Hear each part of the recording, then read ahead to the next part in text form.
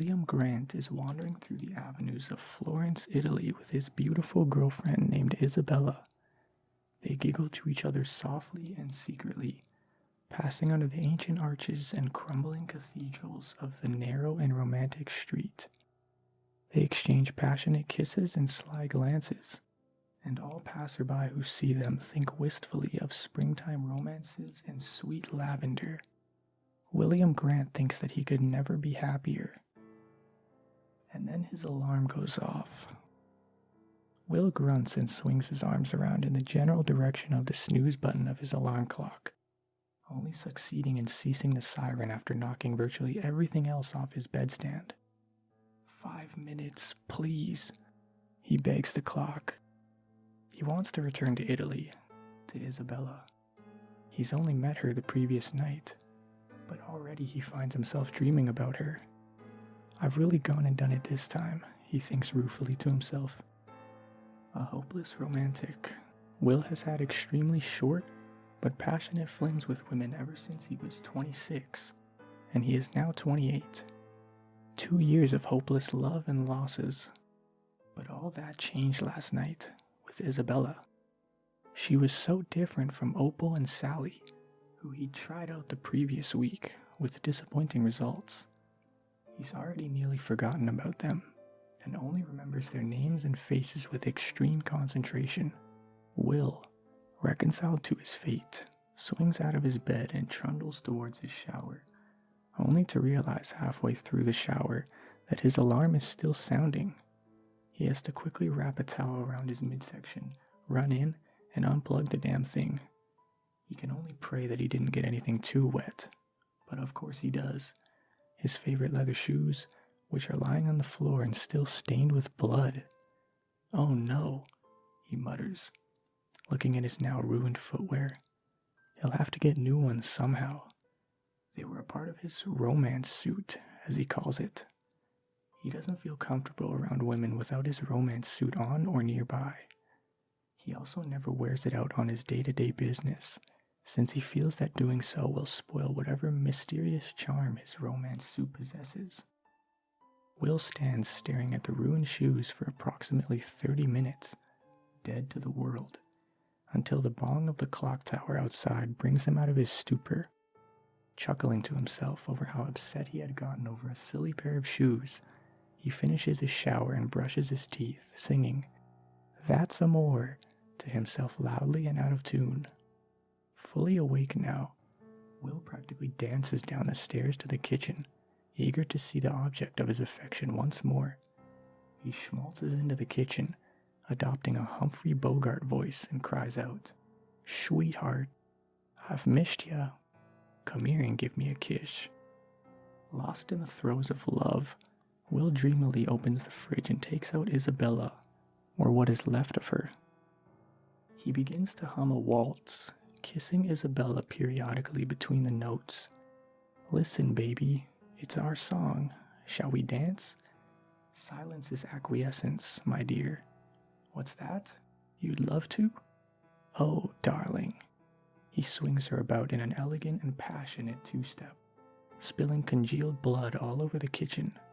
He knows he will have to clean it up later, but it's worth it to spend quality time with his best girl, as he affectionately calls her, just as he had called Opal and Sally. After their dance is over, Will delicately places Isabella back into her cubby in the fridge and grabs the milk from behind her ear. He then shuts the fridge door, but not before whispering, "I'll be back soon, darling," into his beloved's ear. Humming his beautiful waltz loudly, Will pours himself a bowl of Lucky Charms. As always, he goes immediately for the marshmallows. He simply can't control his instincts most of the time. His overwhelming desire for sugar overshadows all rational thought in his mind, and he devours the marshmallows like a rabid dog. Afterwards, he stirs the remaining, not marshmallowy bits reflectively. Today he has work, and that means pretending. He doesn't want to have to pretend, but he knows that is what people do. It is a part of them, as much a part of them as breathing and sleeping, as much a part of them as love is a part of him. So he gulps the rest of his sugary milk, kisses Isabella goodbye with promises to return soon, and departs for work. At work, the local law firm, Will sits in his cubicle, thinking only of Isabella and seeing her again. He turns his body on autopilot, as he often does when he wants to be alone in his head, and begins to fantasize about Isabella.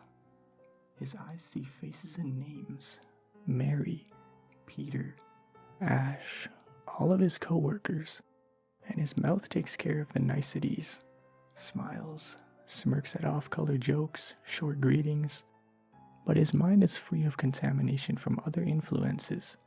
His hands even do the work for him, typing out endless forms and data analysis so that he can remain focused.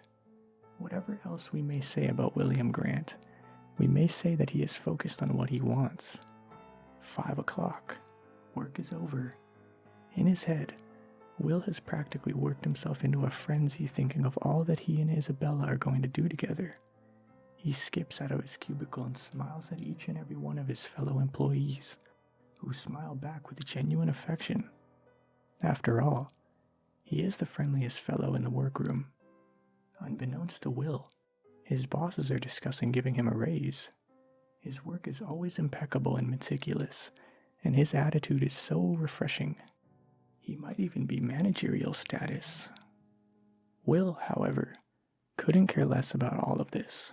Right now, he wants to go out and buy himself and Isabella a nice bottle of wine, perhaps some pineapples too, which are his favorite fruit, and thus Isabella's as well. Those two do everything together.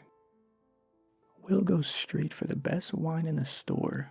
Nothing is too good for his girl, and jovially dunks it into the bottom of his cart. He then strolls over to the pineapples, picking 2 at random and plopping them into his cart alongside the Pinot Noir. Isabella will be so surprised and happy, he thinks to himself, and smiles a smile so warm and intimate that a woman across the aisle from him can't help but wish that her boyfriend was that crazy about her. He waits in the checkout line, his body once more on autopilot. Faces become a pointless blur to him, until, that is, a loud plonk captures his attention. He stirs from his stupor and looks into the eyes of the most beautiful girl he has ever seen. "I'm so sorry, I dropped your pineapple," exclaims the clerk regretfully. "That's quite all right." He looks at her name tag in rapture. Jenny. "Jenny, I'll just go get another." "No, I'll do it." Jenny rushes off into the hustle and bustle of the produce section, unaware of Will staring blissfully at her. He has already forgotten about Isabella. She's the past. His future is with Jenny. It's all so clear now, he thinks. His fellow shoppers nudge each other slyly, observing Will's love-stricken stare, his soft and longing eyes. Wouldn't it be cute if they remember that this is how they first met later on? They whisper to each other in ecstasies of temporary gossip. By the time they proceeded to the checkout, they will have forgotten this little incident entirely. Will dreamily accepts his replacement pineapple, pays with a check, and walks out of the store with a new mission. He has already filed away her voice in his brain. He'll never forget it. He doesn't think he can, even if he tried. "Jenny," he whispers to himself, and blushes a deep crimson. Jenny Grant. At this, Will's face practically lights on fire. His lungs temporarily stop working, and his heart stops beating, to relish the sense, the feel, of this beautiful sound. Miraculously, Will's trance-like drive home ends without an accusation of DUI or an accidental manslaughter. He sings, "That's Amore," loudly and out of tune to himself as he rushes as quickly as he can to his computer. He methodically scavenged Facebook for over 2 hours, looking at every possible Jennifer that lives in his town. He eventually comes up with a Jenna Carta, a Jennifer Takan, and a Jennifer Smith, and a Jennifer Gutierrez, and copies down the address of each. Unfortunately, none of these girls had posted their phone numbers online. No matter. When there's a will, there's a way, and Will definitely has a will. Love. Never in his life can he remember being so in love as he is right now. He feels as though his heart is turning cartwheels in his chest. Will scours his phone book for another hour and calls each Jennifer, posing as a representative of the government conducting a survey. Between calls, he absent-mindedly turns the TV on and off, unaware of what he is doing. In the snatches of time that the TV is on, it announces that the police are searching for a girl named Sally McManning. It says nothing about a connection between her case and the Opal Nick case. When Will speaks with Jennifer Carta, his fourth and final Jennifer, his heart nearly bursts with joy. It's her. It's his baby, her voice. Like melted chocolate and marshmallows and lilies of the valley all rolled into one.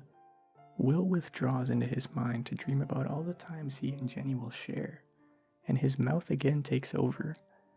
Will's body asks Jennifer if she would please take a government survey regarding Proposition 40. Jennifer replies no politely but firmly and hangs up on Will's body before it can have a chance to pester her further. The groceries lay long forgotten on the kitchen table as Will meticulously cleans his house in preparation for Jenny's beauty to grace it with an appearance. He mops the kitchen floor, faintly stained with rusty blood marks. He changes the sheets, which are more like sponges now due to all the blood they have absorbed. He washes his favorite knife, which he then slips lovingly into his pocket for later. Lastly, Will cleans out his refrigerator. He winces slightly as an unsavory odor wafts into his nose, but does what he has to and disposes of the leftovers. Isabella's very existence has already been deleted in Will's mind. At last, his house is as a palace, ready to receive his best girl. Now all Will has to do is prepare himself for Jenny. This is a very important step, as any boy on his first date with the girl of his dreams will tell you. First, Will combs his hair. He knows that it has to be just right and is almost too excited to hold the comb straight. It takes 3 attempts until Will is satisfied. Next, Will puts on cologne and shaves. There's nothing to shave. He shaved last night for Isabella, and nothing would grow back so soon. But Will has to be sure. Lastly, Will assembles his romance suit. Smooth black leather jacket, his gray t-shirt, his favorite pair of black chinos, his black ski mask, and his black leather shoes. Shoes. Will suddenly remembers that his favorite leather shoes are currently unwearable. What can he do? He's never gone out to see a girl without his romance suit.